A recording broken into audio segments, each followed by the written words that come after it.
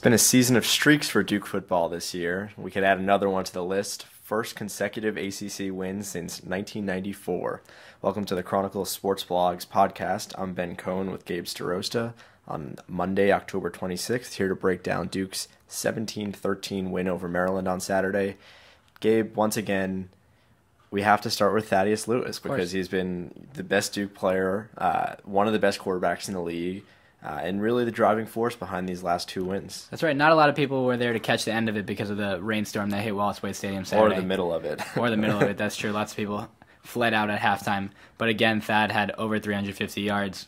Same type of game that he had against NC State. But again, the conditions make that even more impressive this week. Thaddeus Lewis's last three games, 92 for 133, 1,189 yards, 9 touchdowns, 1 interception. Those numbers are as good as anyone in the country.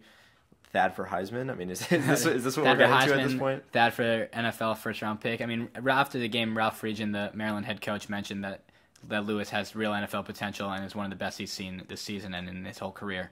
So Lewis is really setting some marks at Duke and in the ACC. And not really a surprise, given that he's a David Cutcliffe quarterback in a David Cutcliffe system that throws the ball 40, 50 times a game and really just lives and dies by the throw. And, the last 3 games, they lost to Virginia Tech, but the last 2 games they've really lived by the throw pretty well. Absolutely. The running game really has disappeared to some degree. Thad now is running more than he ever has in the last couple of years. And, that might have been a little bit of an anomaly on Saturday. Raekwon Boyette was out, and the weather was just terrible, and, it was really hard to get footing, and I guess Duke just felt more comfortable passing the ball. But you're right. Thad, accounted for half of Duke's rushing, and Jay Hollingsworth and Desmond Scott were really absent.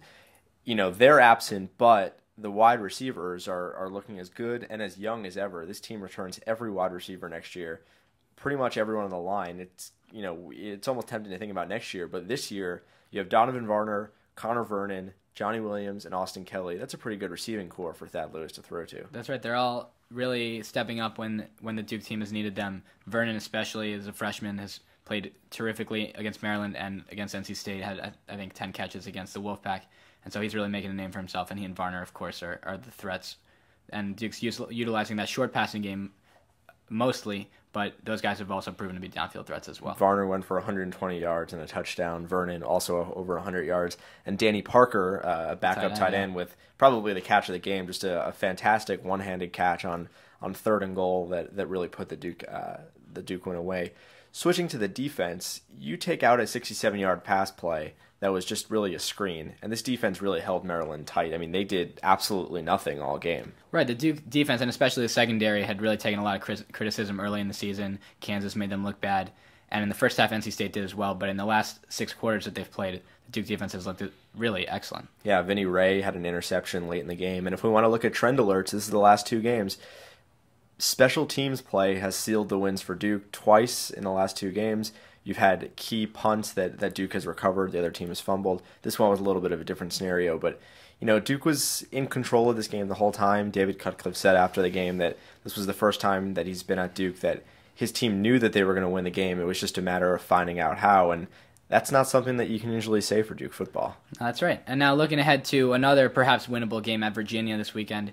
Strange to think about a winnable game on the road in a hostile environment like Scott Stadium, but Duke thinks that it has a chance to win this weekend. Yeah, I mean, I think saying winnable is a little bit of an understatement. I think Duke might even be a favorite for this game. I haven't seen the line yet. And then the next week you have North Carolina. They got to win 3 more games to go to a bowl. You have Virginia, North Carolina, and Wake Forest. All 3 are very winnable games.